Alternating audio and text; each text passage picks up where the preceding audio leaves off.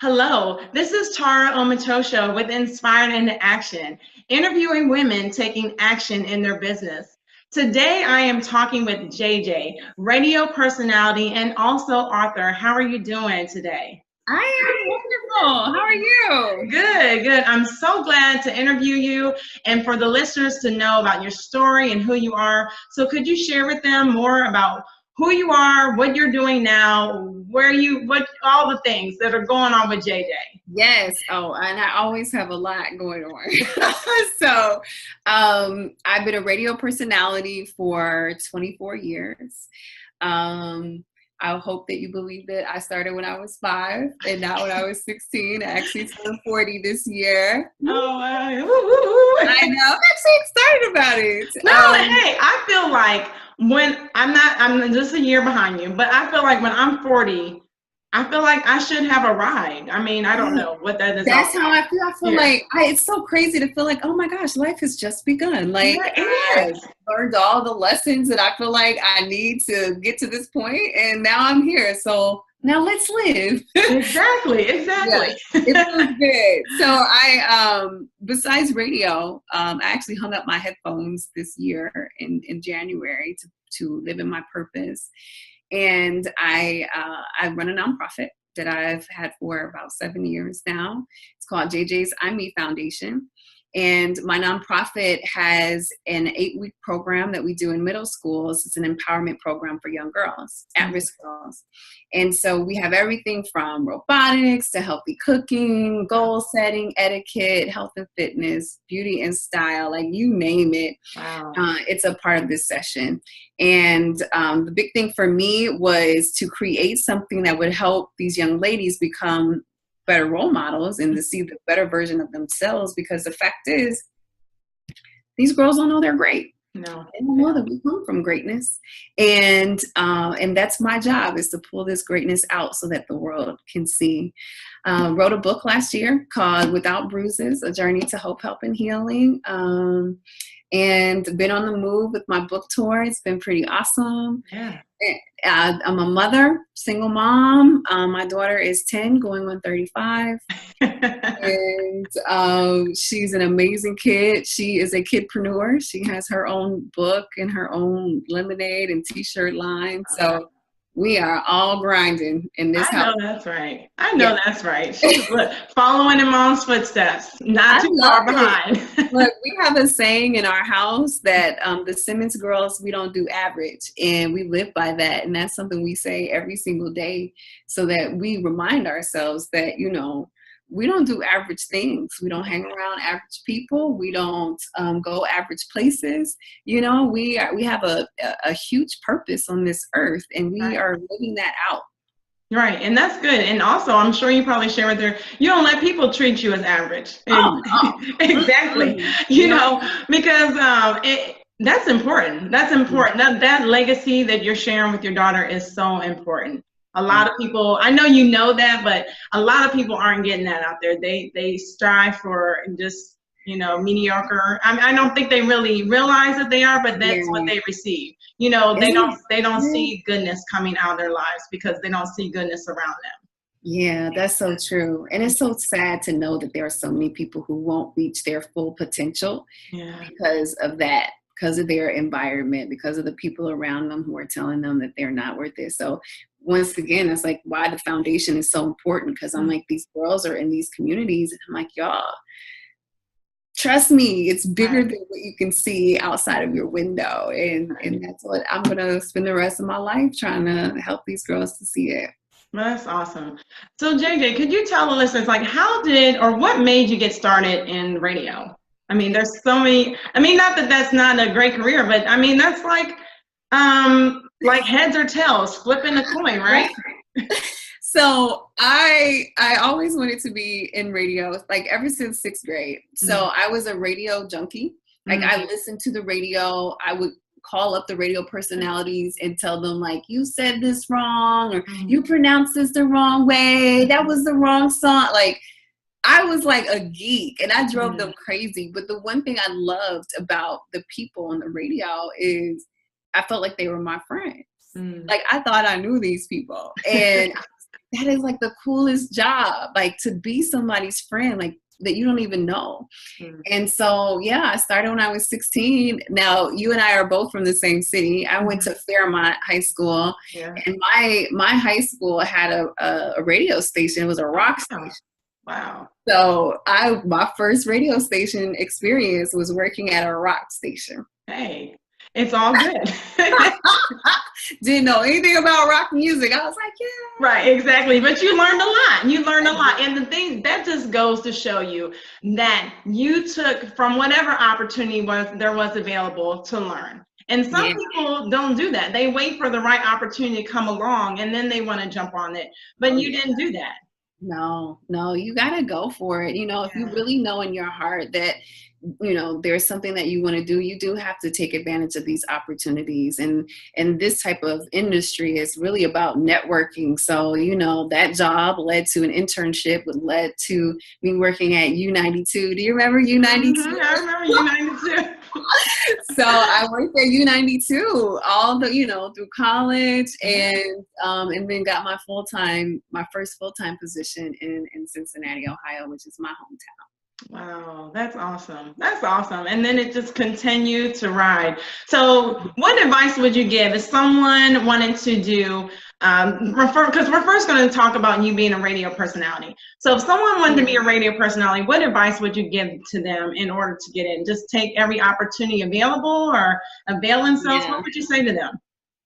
You know what, and I am not a dream killer. Let me just put that disclaimer here first, but radio is not a growing industry anymore, just to be honest about it. And I want to be as real as possible with people who are interested in it, because sometimes we have these expectations that just are unrealistic.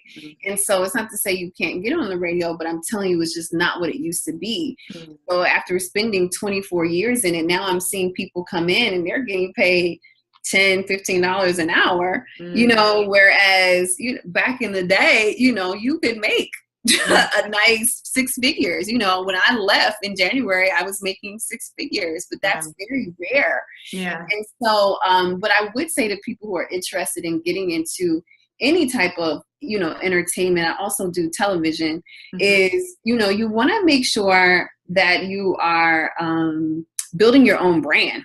You know what I mean? So, and there's a way for you to do that, whether it's video blogs, whether it's, you know, creating your own website or, you know, your own little episodes or podcasts or, you know, there's so many different ways. Like the internet is where everything is right now. We were just talking about that, like, and how people are so clueless.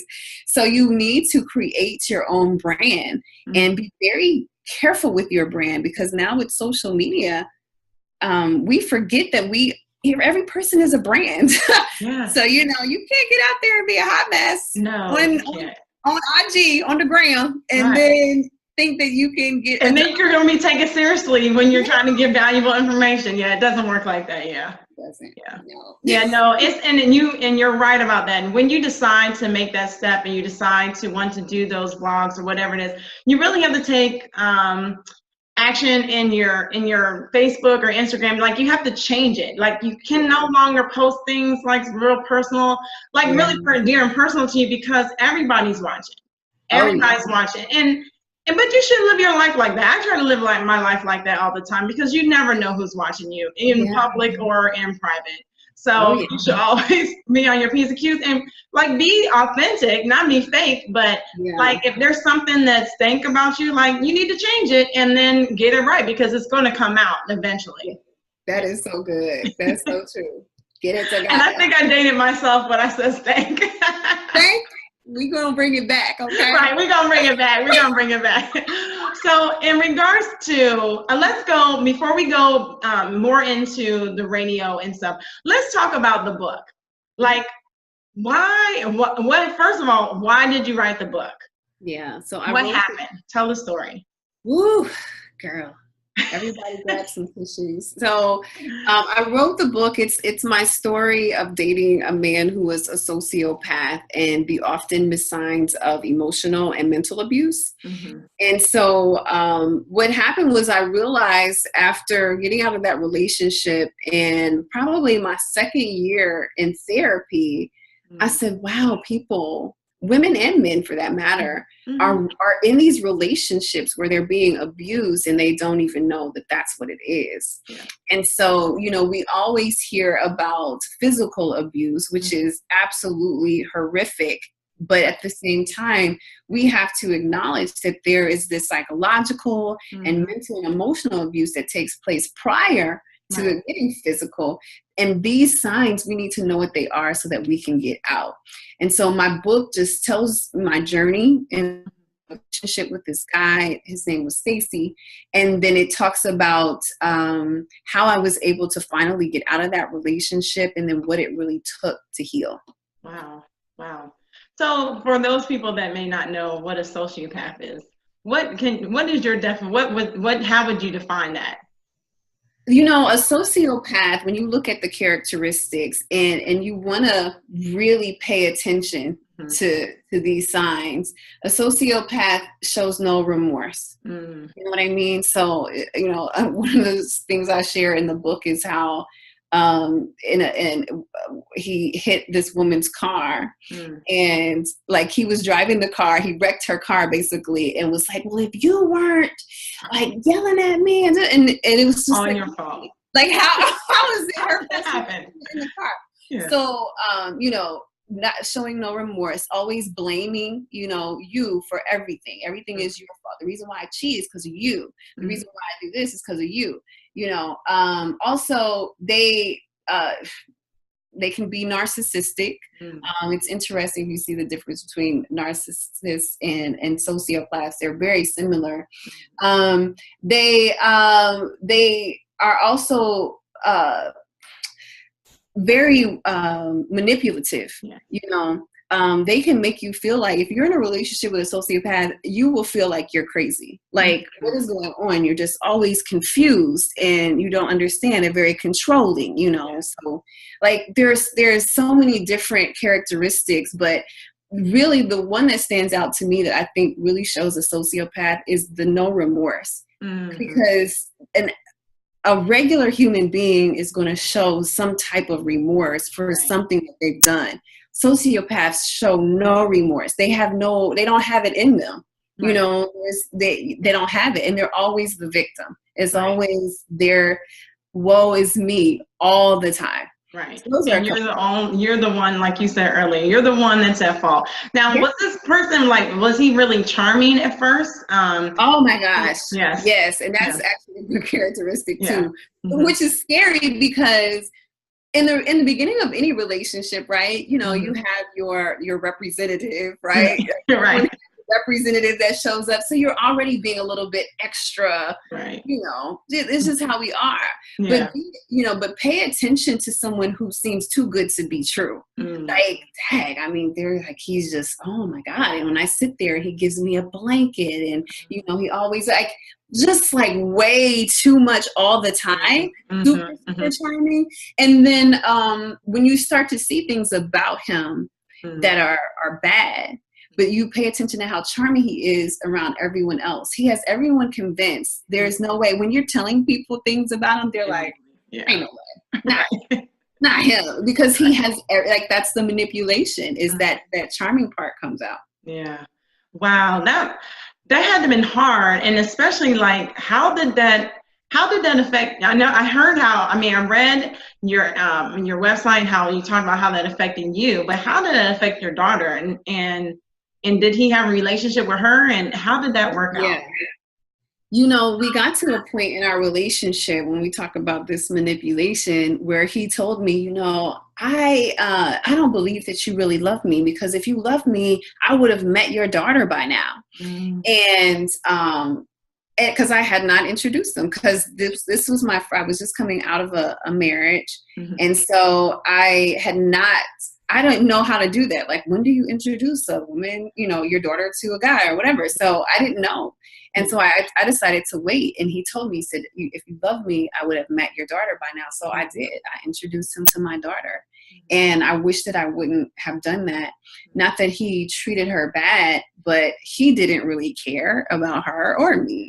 Yeah. You know, and so he might not have treated her bad, but he didn't treat her any type of way because he had no feelings towards anything, you know. But one thing I do share in my book, which is important, I think, for people to also know when you're in these abusive relationships, why it's so important to get out is because your kids can also feel that. And it doesn't matter how old they are. Yeah. Your kids are connected to you and they can feel when something's wrong. Yeah. So one of the moments I share in my book is a day where one of my friends came to my house at 4:00 in the morning, and I was in my bedroom crying, and I run to the door to answer the door, and I look down and I see a plate of hair. My daughter has cut off her ponytails. Oh my goodness. And there are 2 ponytails just sitting on a plate. And I remember I'm already kind of discombobulated, right? So I'm running to the door. It's 4 a.m. I'm like, who's coming to the door? And I look down and I see this plate. And I was like, oh my God, my daughter's cut her hair because she can feel my depression. You know what I mean? Yeah, and notice how your kids will start to act. I mean, we hear that all the time. Your kids acting up at school, must be something going on at home. That's real. Yeah. Yeah. You know? Yeah. It's so real. Yeah. Wow. And you said something that's so true.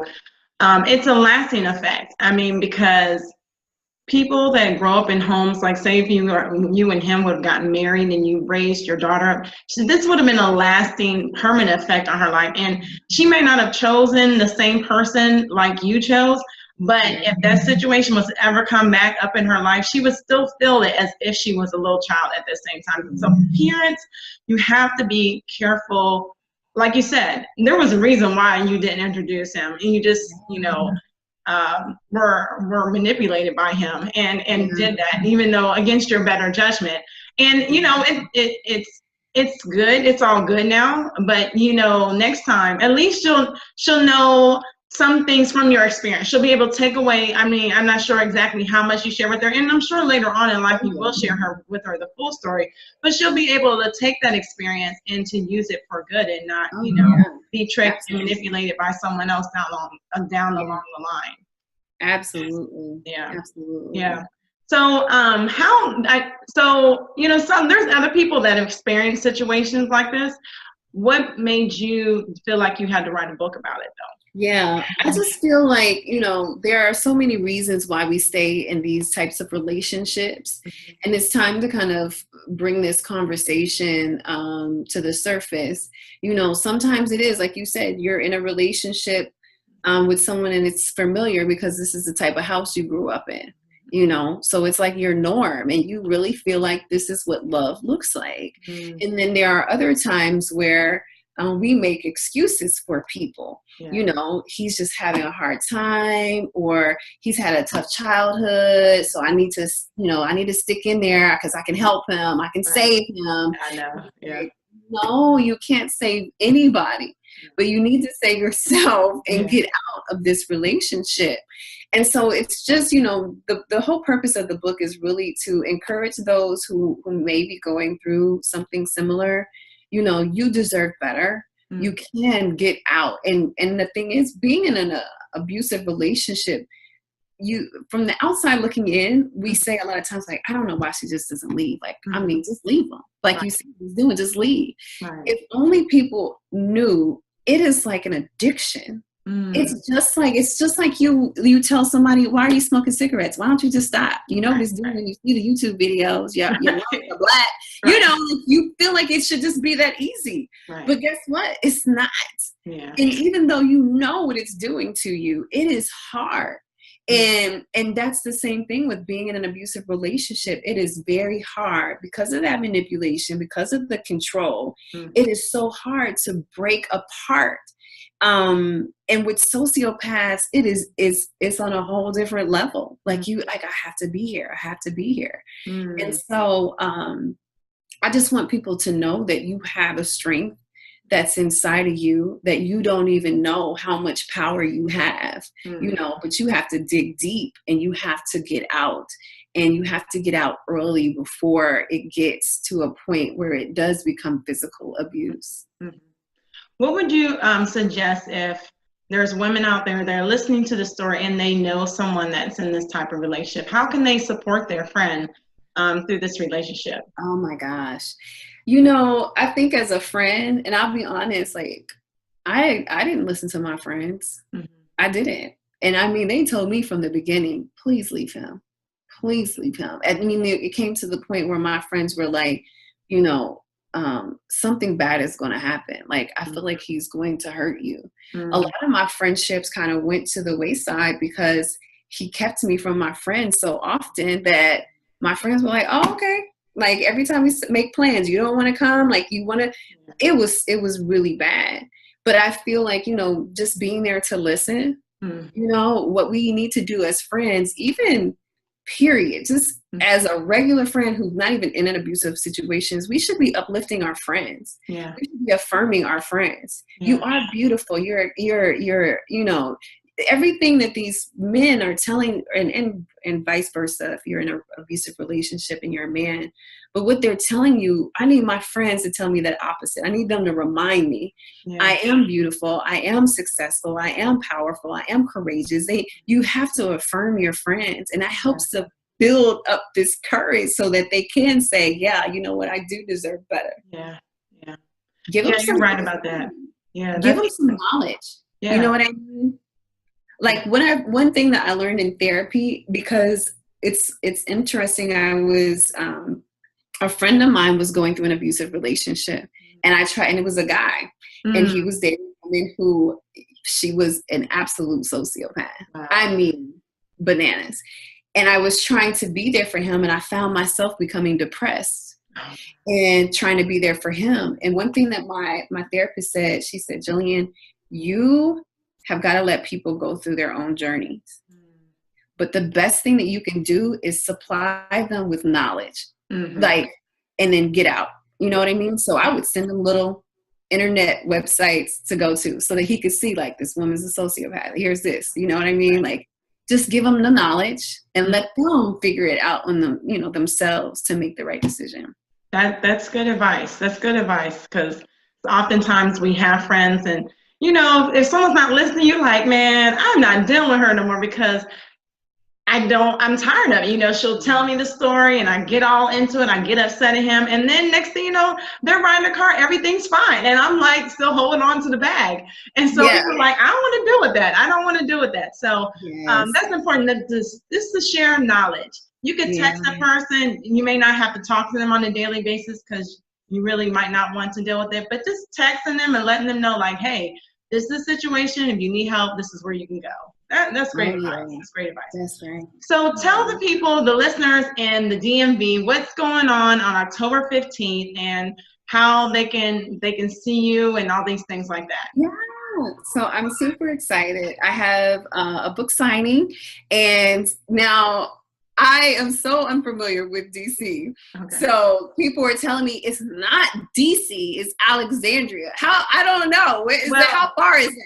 Well, that's why I said the DMV, because Virginia, it's maybe like 15, 20 minutes from DC. So it's not far. I mean, it's not like traveling around Ohio. It's like across the bridge. Right. Okay. I'm like, whew, okay. Clearly I need to get a map. So I'm going to be at Pentagon City. Okay. Henry Bindle has been hosting my book signings around the country, and I'm so really blessed at the opportunity. They're big on supporting women entrepreneurs and women who have a story to share.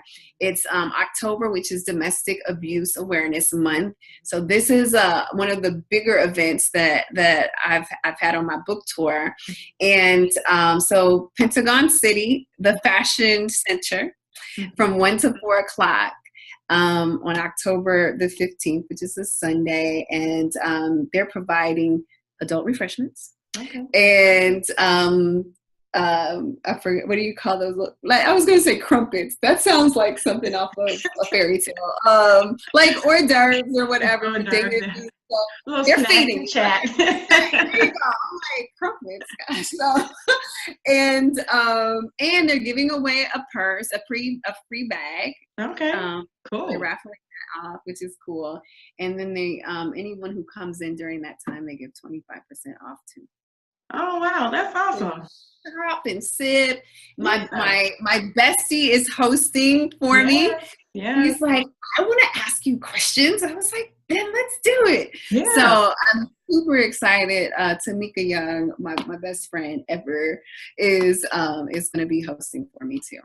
Yeah. Quick, a couple questions, and then we're going to. I want to make this sort of quick, but I still want to get the meat of the interview in.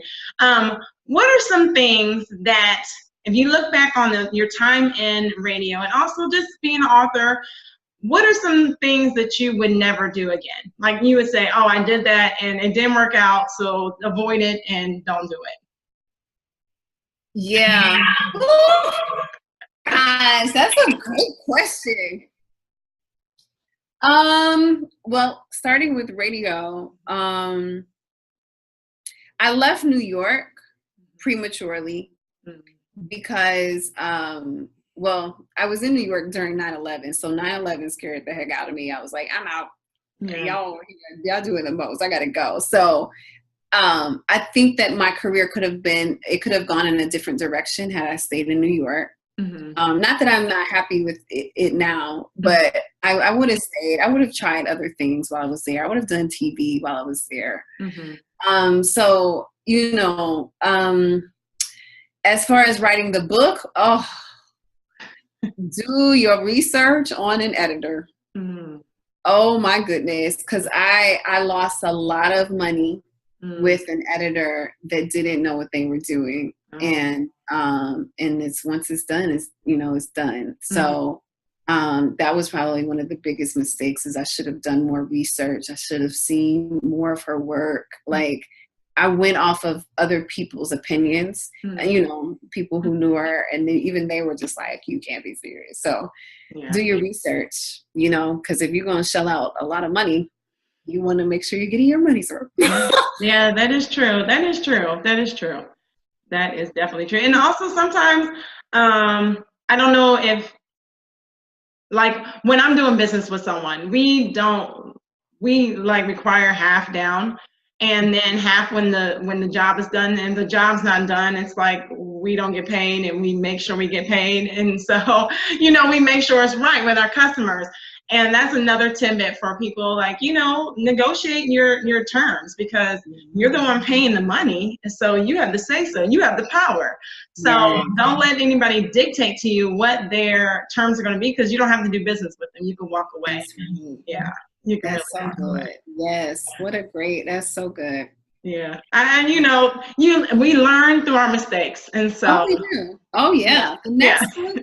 And if you don't learn, you're going to make them again. So just learn the first time. Learn the first time, please. Learn the first time. You can save a lot of money. Oh yeah, most definitely. So then I'm going to ask the opposite question. What are some things that you say, yes, I'll do again, and I recommend for other people to do? Oh yeah. The biggest thing is taking risks. Mm-hmm. So when I moved to New York, I quit my job. The first full-time job I had, I quit. I was like, I'm moving to New York. And I remember the program director, she's like, that's not going to work. Like, what do you mean? And she's like, do you know how many radio personalities moved to New York, and you're going to end up working at the post office, and you're going to be there forever? And I was like, no, I'm going to New York, and I'm going to get on the radio. Yeah. And so I took a risk. I saved up a whole $1,500.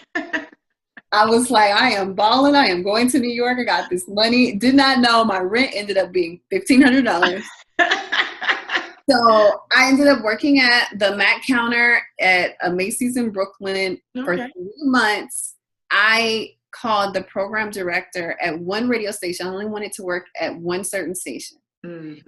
I called him every day for 3 months. until finally he was so like, please just come in because you're done. It's like, I'm tired of you calling me. I'm tired of calling. And I came, he listened to my air check. He gave me a part-time job. Someone ended up quitting. And so I ended up getting her position. Wow. So I would have never, like, I made my dream come true, but I had to grind it out and I had to take that risk. I had to say, nothing else matters. I'm going to get out here and do it. So that's one. And the other thing I would tell people to do is network your butt off. Because at some point, you know, it's not about, not all the time is it about your talent or your skill set. You know, sometimes it's just about who do you know? I mean, we see it all the time because you wonder, like, how in the world did this person do this job?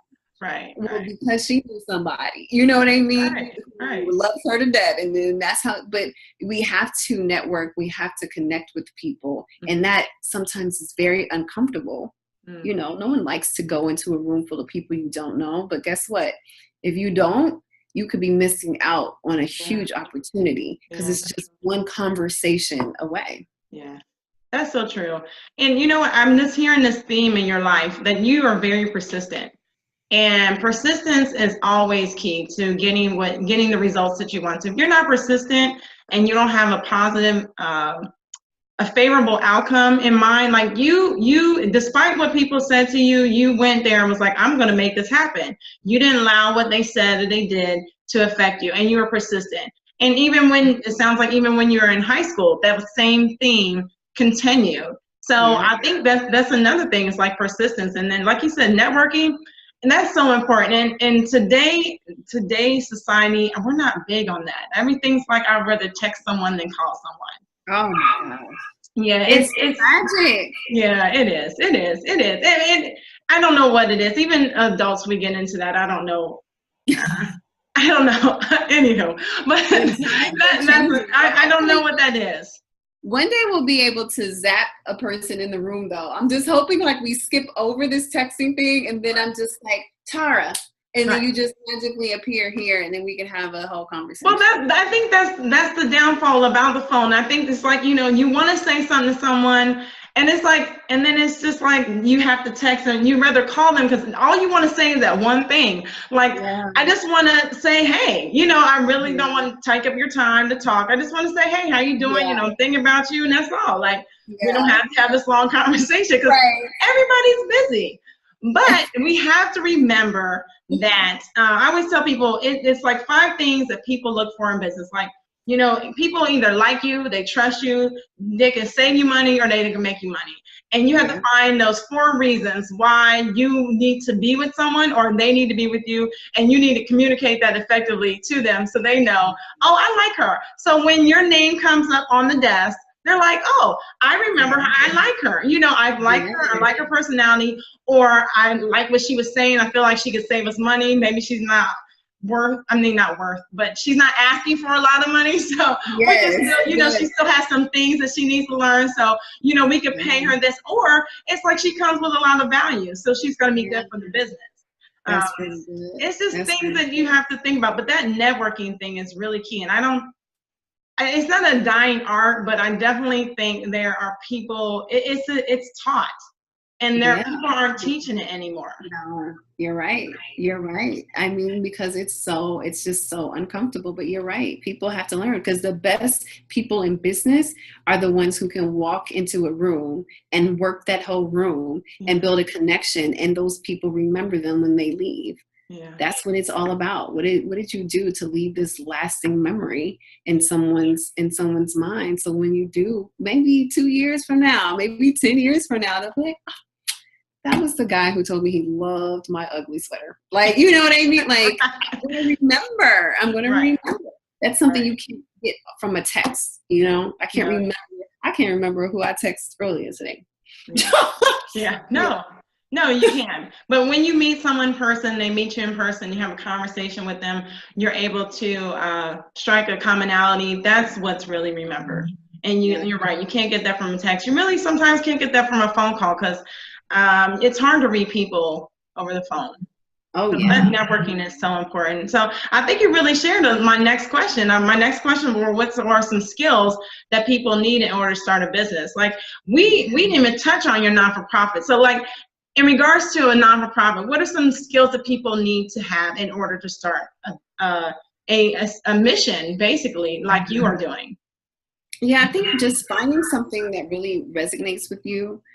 For me, walking away from radio to run my nonprofit had to do with what am I wanting to wake up and do every single day that brings me joy, and radio wasn't it anymore. And so you have to find something that you're really, really passionate about and that you can see yourself doing every day. Don't have the expectations of making a lot of money.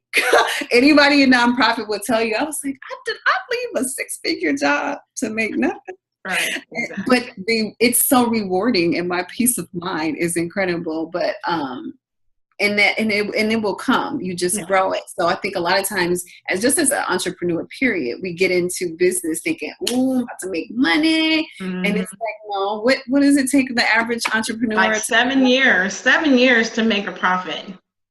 7 years. Yeah. And you can have the best product ever, but you just don't understand. Don't set these high expectations, I think is a big thing. I don't know if that's a skill. It's a skill. Don't set high expectations. That's a new skill. I think that, I think high expectations are good. However, for pushing you towards the long term, but like don't get stuck on the pitfalls. If you're not making, $1 million out the gate, and then you stop, or you've been in business for a year and you're just surviving, like keep pushing, because the thing is, I realize, and I've seen how, maybe my husband and I have retreated in some things where we should have continued to move forward, and having moved forward, like that vision or that breakthrough was right around the corner, but we retreated like, we're done with this, So it just depends. It just depends. Yeah. You have to use wisdom. Use your wisdom. And then I think just speaking to other entrepreneurs, getting this, since I quit my job, I've had to really connect with other people because I needed that motivation. I needed to hear from people this month was really hard, but guess what? The next month it was great. These things happen. Sometimes there are these ups and downs that'll continuously happen. One of my really good friends said, just be prepared. You'll have butterflies in your stomach for a month and a half after you quit your job. I was like, yeah, right. And the next thing you know, I'm like, every day I was like, oh my gosh, what did I make the right decision? And it's just and then finally I got past that. But those are the things you want to know. So, I think having people who are entrepreneurs around you helps you to kind of just stay on track. That's good. Yeah, you have to have that peer group, that experience, non-experience, because there's certain things that you can learn from people that are already out there, and then some people you can learn a lot from their mistakes, and some people that aren't out there anymore, you can know what not to do. And so that's why I do this show, because everybody you're not going to be able to touch, you're not going to be able to talk to, and so I'm like, okay, well let's do this here, because it's important to learn. It's important to learn. Absolutely. So, last question. If someone wanted to take action, right now, say if they had a situation that they went through, or maybe they just have this goal or vision that they want to start a book or a business, what are some action steps that you can suggest to them that they do maybe tomorrow they wake up? What are some things that they could do now to start acting in their business? Well, definitely I am super goal oriented. So, writing down exactly what it is that you want, creating that vision. I'm a vision board person. I call them action boards, because it is about, like you said, taking action. So what is it that I can see myself doing? And when I tell you, I created a vision board in January, and by July, 22 things had happened on my vision board. Wow. I did not know I was quitting my job, by the way. So these things still happened, even with the fact that I quit my job. Wow. And so I think, you have to create this clear vision, and you can do that at any moment. Writing down the things that it is that you want, and then, starting this plan. Well, what is it going to take to get there? I know sometimes you hear people say, don't look at your competitor, which I totally understand that concept.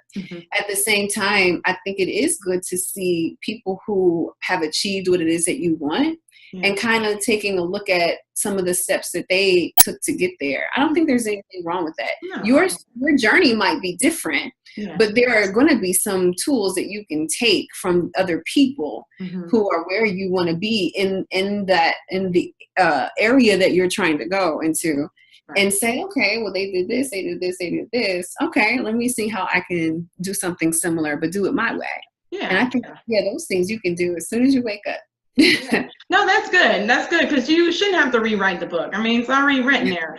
I mean, I just think it becomes a problem when people try to maybe covet or, like take over somebody's stuff, and then you're talking about somebody that you were talking about earlier. You have a problem. Yes. But, people become obsessed. Yeah. Become obsessed, where you're always on their Instagram, like, what are they doing today? I'm gonna do that tomorrow. No, that's definitely not what I mean. No. That's not what she's saying. That's not what I'm saying. That's hilarious.